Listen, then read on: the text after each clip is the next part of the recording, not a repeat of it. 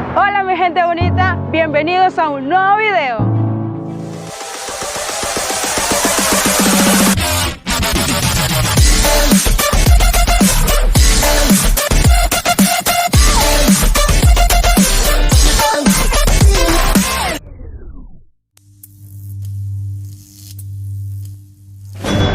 Yo soy Wagner Abad. Y yo soy Alexander Casañas. Yo soy Aymara Torres. Yo soy Evelyn Campuzano. Y yo soy Libeca Espinosa y empezamos con el video.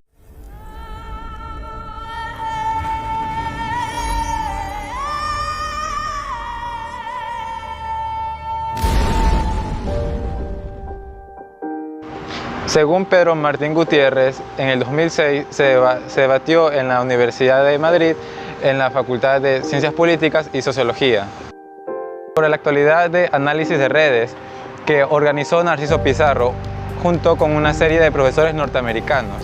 Se recordaron en este coloquio las fases previas, su comenzar con la antropología inglesa, la escuela de Manchester, su uso para situaciones complejas donde se mezclaban usos tradicionales africanos o asiáticos con nuevas costumbres occidentales, la formalización en grafos, etc.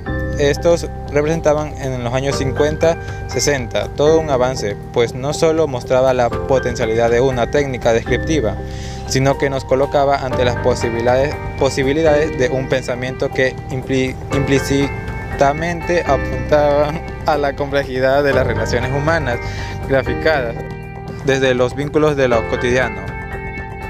Creemos que quienes más han aprovechado esta línea han sido los profesionales de la psicología social en el Cono Sur, desde la llegada del Pichon Riviere y la formulación de la teoría de vínculo. Eso fue en 1991, hasta los trabajos más recientes compilados por Davas, 1993. Se ha desarrollado con gran eficacia en los tratamientos grupales. Estos enfoques que inciden en que los problemas no son tanto de las personas, sino de las redes que lo habitan. En consecuencia, que al abordar las redes sociales que nos constituyen es la mejor forma de producir los cambios, que en cada caso sean pertinentes. Quizás un primer reto está en ver si es posible pasar ámbitos a mayor envergadura o comunidades territoriales, estructuras de poder en la sociedad, etc. La economía, la sociología, la política tienen aquí mucho que avanzar. Hay estudios interesantes sobre cómo se interrelacionaban entre sí las élites económicas y políticas y también cómo los pobres de las comunidades marginales lograban sobrevivir u organizar sus movimientos sociales. En Canadá se han ido formando una escuela que ha potenciado estos estudios y ha significado un avance importante en los años 80 y 90. Pero a partir de aquí se han intentado una formulación en términos de matrices numéricas, intentando una mayor precisión en las descripciones de los vínculos y relaciones que más que ayudar a superar los retos, creemos que han dificultado la comprensión de la complejidad de estos procesos. Los usos del sociograma y sus sentidos. El psico y el sociograma se han utilizado mucho en la psicología social y también se han extendido a otras disciplinas como la pedagogía, la comunicación, la sociología, etc. Casi siempre han mantenido la característica de construirse a partir de alguna persona, grupo o referente central. Es decir, ¿cómo puede conseguir los votos el candidato del partido del Congreso en la India? O el PRI en México, a partir de las relaciones que tal candidato establece con las diferentes redes locales, en cada caso, son dos ejemplos clásicos. A veces esto se ha hecho con los diagramas de Venn y a veces con otras formulaciones gráficas, pero en general sin incorporar otras variables que no son el tipo de relaciones por sí misma. Con ello se le otorga a este tipo de esquemas gráficos y las relaciones que contienen un valor explicativo por encima de otras variables que no aparecen reflejadas en tales cuadros. Es decir, tendríamos a simplificar la explicación a una sola variable. También tendemos a medir todo el conocimiento de las redes en grado de lejanía o cercanía al sujeto o grupo de referencia. Y eso no nos permite ver con claridad lo que conocemos, simplemente porque lo podemos apreciar desde donde estamos. Esto podría ser más justificable en psicología, toda vez que las influencias para el cambio dependen de la conciencia que se tenga de los vínculos, pero en cuanto se llega a ámbitos mayores, las cosas no dependen tan solo de lo que uno conoce. Cambiar el foco para ver desde 3 o más variables una misma situación nos puede ayudar a complejizar el panorama y no hacerlo desde un sujeto central, sino desde un tema concreto, donde el sujeto investigador se puede ubicar cuando ya estén situados los demás grupos y sectores de las relaciones básicas establecidas. No parece que es un avance en estas metodologías. No siempre se hacen los mapas sociales o los sociogramas desde la posición de un referente grupal o personal. A veces es un referente temático, pero aún siendo un tema concreto, la forma de establecer las relaciones suele ser a partir de las personas y los grupos que más creemos conocer. Y esto suele llevar a colocar en el centro de las relaciones gráficamente y a contabilizar numéricamente, más los afines que a los lejanos, a los antagónicos. Se crea así una imagen distorsionada de la realidad, sin darnos cuenta de lo periférico que podemos de ser un proceso nosotros y nuestros afines. Observar al observador, ser autocríticos de estas observaciones es fundamental para la autorreflexibilidad compleja que pretendemos de unas metodologías que trabajan con vínculos, que siempre están en proceso y que tienen muchos efectos paradójicos. El sociograma como muestra reticular tentativa, una muestra de las posiciones fundamentales que nos interesan conocer en cuanto a sus motivaciones de cara a los objetos que perseguimos. Es algo muy importante para saber conjugar qué fuerzas y con qué sentidos se están contribuyendo. Los grupos deben ser organizados y activistas. Para un juego de estrategias hay que tener en cuenta muchas diferentes posiciones y no solo las que nos gustaría que hubiese. También nos interesan las posiciones de la mayoría ajena, pero primeramente tenemos que conocer a las minorías que están elaborando sus propuestas y contrapuestas.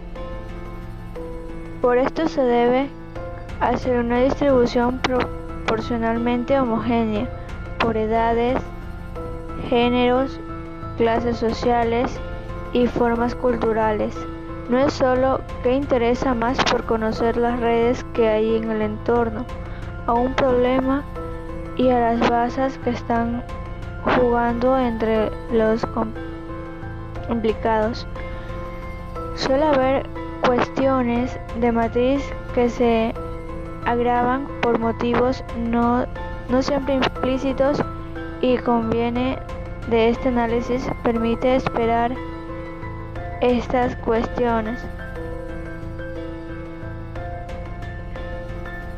Dependiendo del tema del que se trata, puede tener mucha significación. La confrontación de clase o de bloqueos sociales, porque no tienen las mismas motivaciones como se manejan los recursos abundantes de poder, que cuando están dependiendo de un salario y unos horarios fijos, o cuando ni siquiera se llega a tener un sueldo o menos estable.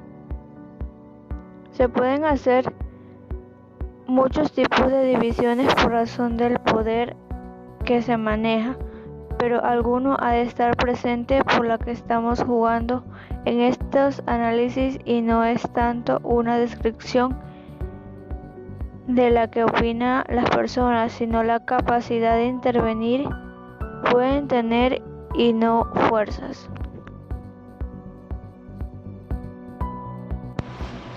Una muestra ha de representar el universo del que procede. Indagando sobre la muestra, hemos de poder extrapolar nuestras conclusiones a la población de referencia. Esto es válido tanto para una muestra de una encuesta, la de un estudio cualitativo o para el caso en el que se nos ocupa. el trabajo desde la perspectiva de las redes sociales. Si hemos elaborado el sociograma orientado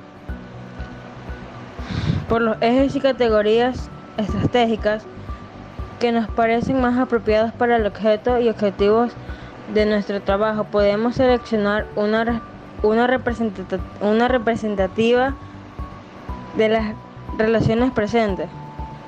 A partir de este esquema podemos contemplar los vínculos, las posiciones, sus sistemas de relaciones, porque serán los sistemas de relaciones los que nos van a indicar cómo ha de ser la selección de los elementos de la muestra. Para ello nos apoyamos en un principio general de la teoría de redes. La estructura de las relaciones sociales afecta el contexto de las relaciones que se pueden dar en la misma, y en 3 dimensiones importantes, que son el efecto de las posiciones en la red del actor en su conducta, la identificación de los subgrupos en la estructura de la red y la naturaleza de las relaciones entre los actores, ya sean estos siempre individuales o colectivos. En la realidad de los mapas sociales, las posiciones nos vienen tan cuadriculadas como se supone por estar construyéndolas sobre sus cuadrantes. Es interesante usar los ejes y los cuadrantes para que se nos olviden los sectores o grupos que no aparecen en la primera vista o comentario, pero lo habitual es que se vayan configurando dentro de un sociograma, algunos que son conjuntos de acción, que destacan sobre la mañana de relaciones que se están tejiendo.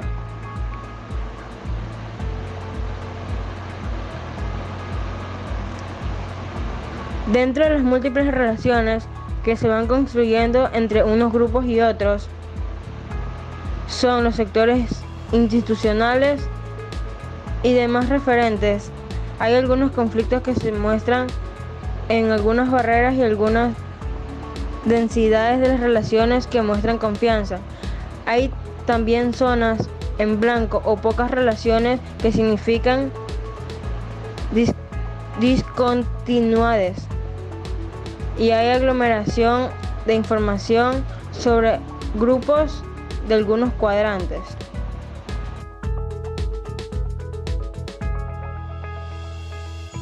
Conjuntos de acción y estrategias frecuentes.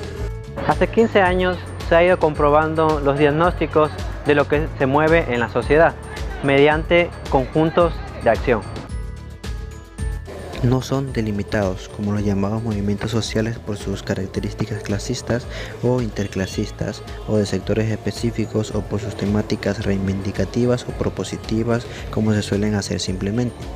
Se añade también a dichas características externas el análisis interno de sus vínculos, de sus confianzas y de la densidad de sus relaciones, y también las relaciones entre los conjuntos en sus procesos, dando en cuenta de todas las estrategias en juego en cada contexto completo de una problemática determinada. Por eso preferimos el análisis de conjuntos de acción que la conceptualización de movimientos sociales. Tampoco se trata de análisis tan detallistas necesariamente que solo tengan en cuenta a cada sujeto de la acción por sí mismo. Se acepta que la relación sujeto-sujeto, muy émic, y desde cada característica estratégica está en la base de nuestros posicionamientos, pero no se queda ahí. Cada conjunto de acción viene cruzado por enfoques estructurales, ideológicos y convivenciales, no solo de adentro de sí, sino también desde las otras posiciones con las que se relaciona. Más importante que los grupos o actores que lo componen son las relaciones o vínculos que le dan dinamismo y tareas. Se autoconstruyen por las acciones que ponen en marcha. Esto permite que, cambiando el tipo de vínculos establecidos, sea posible el cambio de cada conjunto y los cambios más generales en la sociedad. No se trata tanto de cambiar a cada sujeto por sí mismo como por los vínculos que mantiene. Cambiando las situaciones relacionales, cambia el proceso. Entre el año 1986 y 89 hicimos estudios de barrios de Madrid que acaban de salir de una década de transformaciones importantes, Miyazaki et al. 1989. Sobre todo en algunos barrios pudimos comprobar algo que se había podido ver en la historia de los movimientos ciudadanos de Madrid en la transacción, es decir, que además de los caracteres estructurales de cada barrio y de las reivindicaciones, contaban tanto o más las formas de organización interna y las redes emocionales de cotidianidad en que estos se movían. Con parecidas características externas, sin embargo, sus resultados eran muy diferentes según las redes cotidianas, horizontales, verticales, desconectadas, que también estaban internamente en el proceso. Entre el año 1986 y 1994 pudimos hacer estudios semejantes en 24 barrios de 6 metrópolis de América Latina: Caracas, Bogotá, Lima, Santiago, Buenos Aires y Salvador de Bahía, buscando diferencias muy acusadas en las condiciones estructurales y culturales.